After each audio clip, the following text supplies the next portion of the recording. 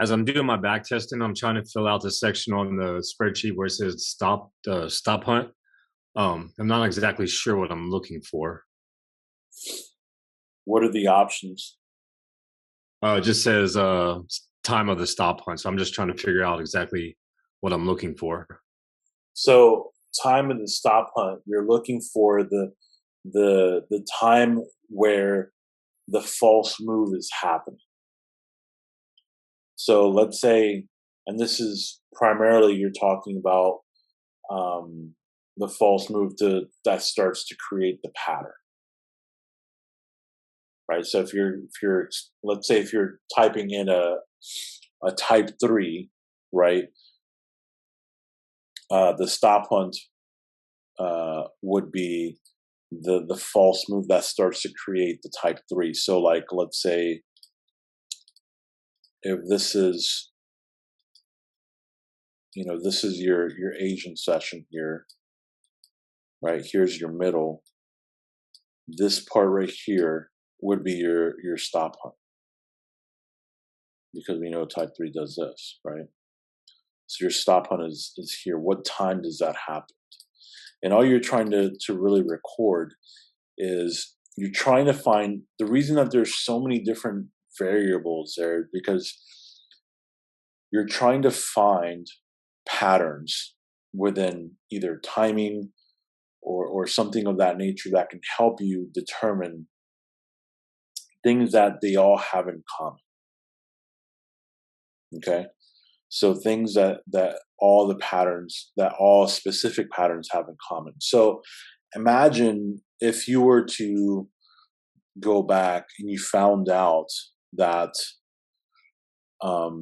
let's say pound USD, for example, let's say you found out that the majority of the time, let's say 70% of the time, the second leg was created between 4 and 4:30. How valuable would that be to you to know that? If the majority of the time you knew 70% of the time, let's just say, the second leg of an M pattern on pound USD would form within a 30-minute range. How often would you be waking up at 2 o'clock in the morning again? Now you really would only care about, let's say, 30 minutes or so out of a 4-hour session. So those are the things that you would get from that. You can collect as much data as you can. It just depends on how specific do you want to be. You can leave it blank if you want to. You don't have to fill it out. You can leave it blank. But then you're kind of missing yourself out on just a data point that you could just capture because you're there anyways. But when you guys are back testing and you guys are like, let's say you find yourself attracted to whatever type 1 patterns, right? Well, if you're trading a type 1 pattern and that's the one that you primarily want to trade, I mean, like, wouldn't it make sense for you to trade a pair that produces a lot of those patterns? So if you like type 1 patterns, then it's your job to essentially find out which pairs produce the most, right? So you would go to literally a pair and you can go just on a 15-minute time frame and start, pointing out how many times, turn on the indicators real quick, and then start pointing out, okay, how many times, or point out the type 1 patterns that you see. So you can just keep going back until you get a type 1 pattern. Okay, well, here's a type 1 pattern. You can, like, whatever, put a check mark on it. Keep going back till you find another one. When you zoom out, you're going to have nothing but, you're going to see a bunch of these freaking dots, right? Count how many, go back, let's say, I don't know, if you can go back as much as you can. I think it's like 18 months on a 15-minute time frame. out of all these pairs, what pairs give you the most dots? Now you have an answer of like, okay, well, if I'm trading type ones, I should be trading these specific pairs because those pairs specifically produce the most type ones. So I mean, it just really depends on what is it that you like individually, not what I like. What do you like? What do you find yourself when you're back testing? What do you find yourself finding it very easy to identify? You find yourself just very easily at being able to identify type threes or type twos or type fours, whatever the setup is. So if you can identify that first, then you have something that you're looking for specifically on all the pairs. Because we first start out picking like 5 pairs, right? But we're just really picking out 5 pairs without really knowing the data behind each pair. The pairs that you trade should be picked based off of whatever patterns you're actually trading. Just because I like pound and ZD doesn't mean that you should trade pound and ZD. You should be trading the pairs that produce the most of the setups of whatever setups you're actually trading. You have to remember that this is something that that you plan on doing this for whatever 10, 20, 30 years, you're going to have to go through this anyways to figure out which pairs you're going to trade. Once you figure out the pairs that you're going to trade, then you have your setups that you can focus on solely. I can tell you that out of all these pairs, right, out of all these pairs that I have here on the list, every trading day, this list of pairs, this is what, 15, it's about 16 pairs, right? So 16, out of looking at 16 pairs every day produces at least 4 to 5 trades. These 15 pairs that we cover every week. Every day produce 4 to 5 trades every single day. So just on the low side, you're looking at what, 20 trades? 20 trades a week is what these pairs produce on the low side. Bare minimum, 20 trades a week. And in reality, you yourself as a trader, you're looking literally for 3 to 4 trades a week. 3 to 4 really good trades. Hey, Mark, I have a question. Yeah. So I was doing the trading journal, and there was one particular day on January, I think it was the 7th, on GJ, I was looking for sales, because it was coming from a peak formation high, and I wasn't sure what I should, for where I entered in at, I wasn't sure where I should put the entry mark when doing the trading journal, because it didn't hit anything that was listed.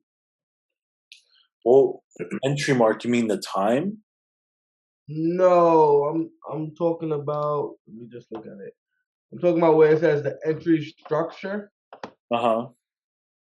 Yeah, I wasn't able to pinpoint where, because out of the list of things, I wasn't able to pinpoint what I should put it, because it didn't have a structure.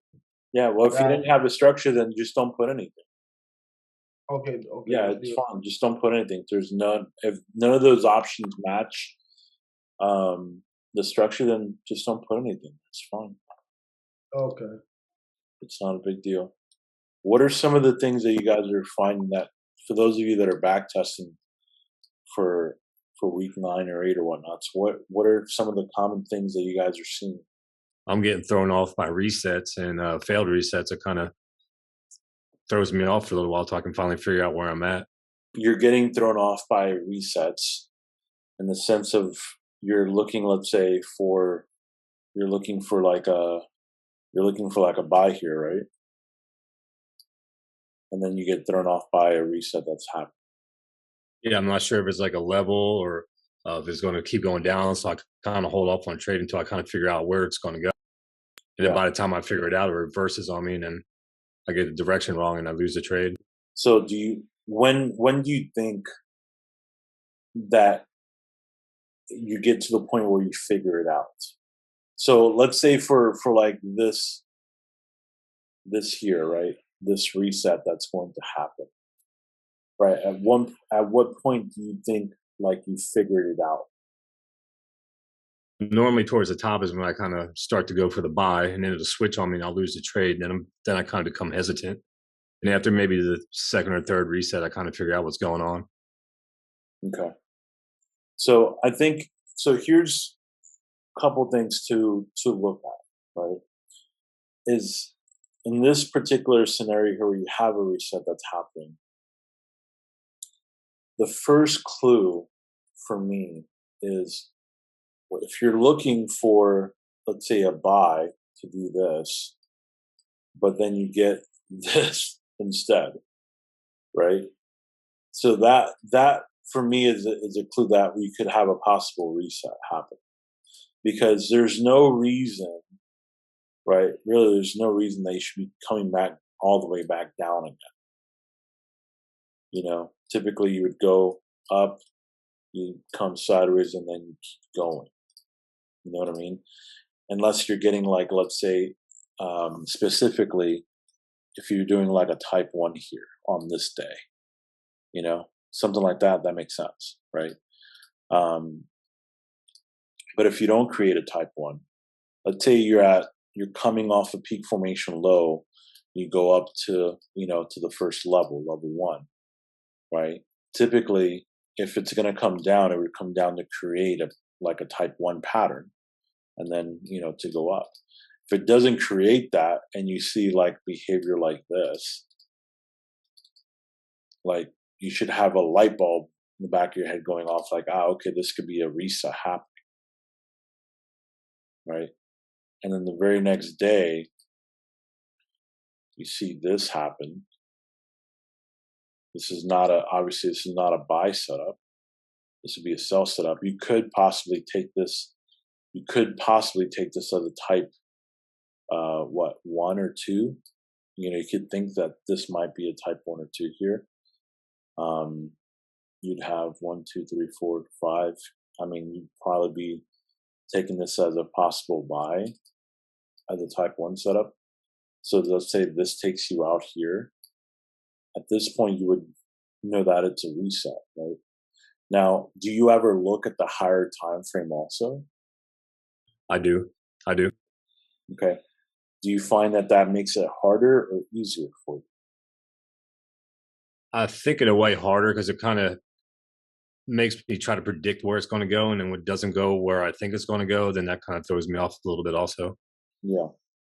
I think so. Here's the way that I would use the higher time frame is you're only using the higher time frame to try to help you see where price is likely to go, right? So if you go up to a daily time frame, and let's just go back here to this point here, right? If you have to start, the way I look at it on the higher time frame is pretty simple.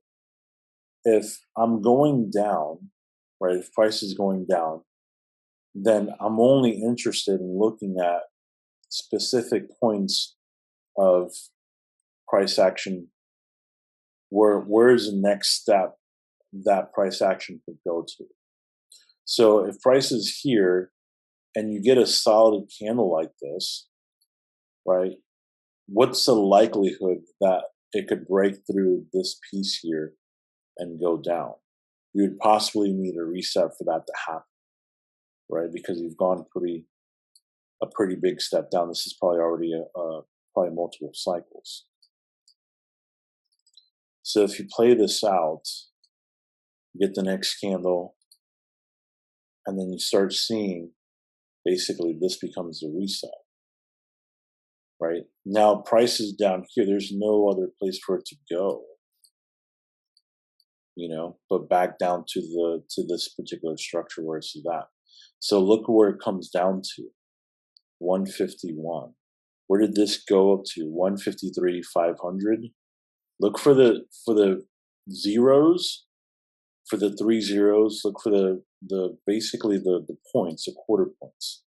Quarter points are all basically, you know, the zeros, the 250s, the 500s, the 750, and back down to 0, 0 again. Right?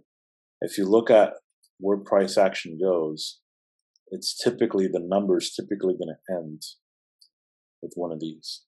Hey, Mark, can I ask you a question about this particular scenario? Yeah. So I actually took GJ because on the 10th, on March 10th, I was expecting that to be a reset because I felt like it came back to that liquidity zone. But then it went against me. And I wound up losing the trade. Like on the hour, I'll be looking for buys, but on the daily, I was like, you know what? This came back and hit a liquidity zone from those 2 points that I hit 2 times, and then that was going to be like the third time. Because that's where it had broke the previous structure. Right. Like, is there any way? I think we spoke about this on the Discord app, and I was just confused because I was like, I really just thought think that of this was very simply. Like, don't complicate it too much, right? All this is just a break, a retest, and then keep, you know, a continuation.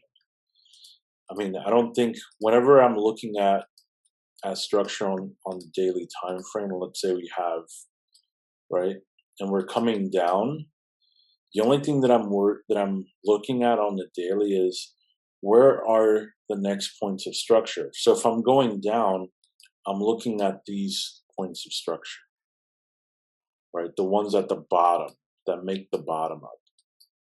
If I'm going up, right, if price action is going up, then I'd be looking for the tops of the next structure. Do you get what I'm saying? So if this goes, let's say, down, down, down, and it's going back up now I'm actually looking at the tops, not the bottoms. Does that make sense? yeah. So on the way down, I'm only looking on daily. I'm only worried about the bottoms. If it's going up, I'm looking at the tops as my next points of major structure.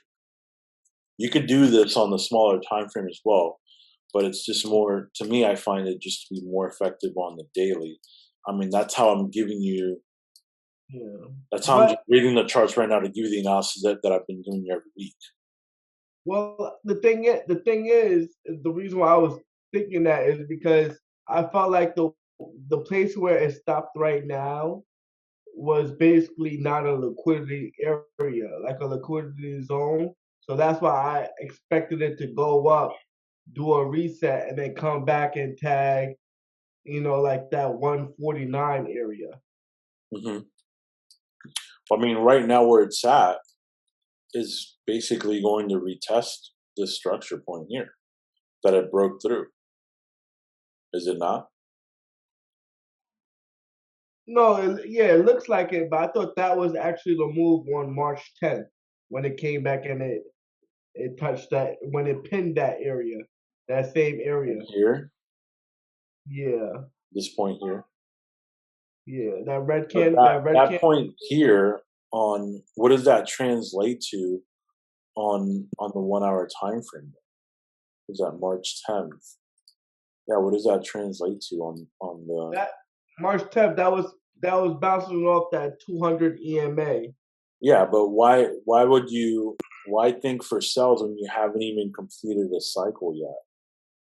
It hasn't. I wouldn't look at it that way. Okay. Because for me, this hasn't gone anywhere near 2 times ADR, and the move itself recovered the very next day during the Asian session. Do you get what I'm saying? So think about this move here. If this move here would have gone like this throughout the Asian session, then you would have something. You get what I'm saying? But the Okay. fact that it recovered so quickly during the Asian session tells you that that's just not the case. Okay. You know. So think about it. Think of the Asian session as like, you know, your first. The Asian session has to be your first clue as to what's happening. Like whenever you have an Asian session of like pound AUD, pound NZD, and you have a major move down or up, you know, you're like, okay, well, what's going on here? Especially if you're coming off, let's say, a peak formation low here, and all of a sudden you get that in Asia. You know, why are we going all the way straight back down again in the middle of Asia? Okay. You know what I mean? You got to use the beginning of the Asian session as, especially when you're looking,